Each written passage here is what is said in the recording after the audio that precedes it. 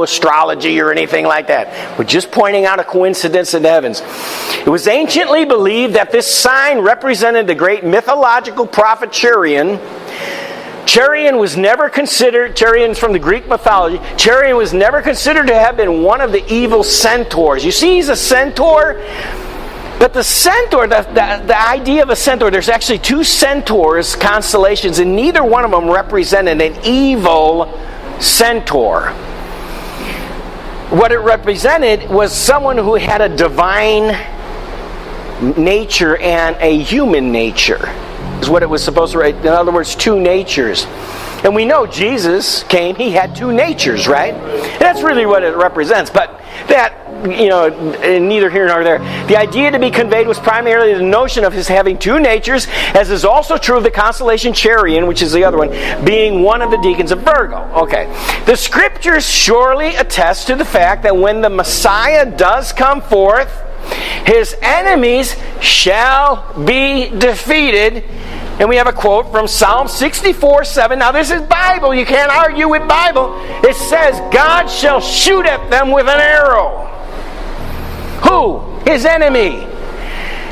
It's interesting that the arrow of Sagittarius is aimed directly at the heart of Scorpion, and the scriptures declare in Psalm 45:5, thine arrows are deliberately sharp in the heart of the king's enemies. Well, and you don't have to buy this. It's just an observation. You see this altar. Sagittarius is the one who kicks over the altar.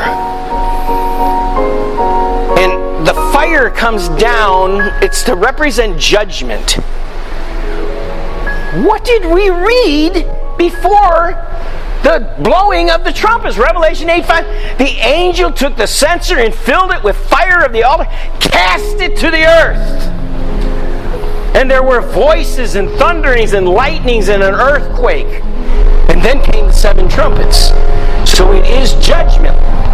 Sagittarius here, you have Sagittarius and you have the three decans.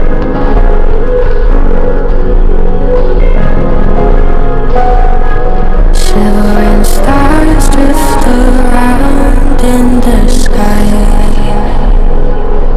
I like hard under their watchful eyes. In my heart I can feel it and why that wherever I go I'll find my way home. And wherever I go, I'll find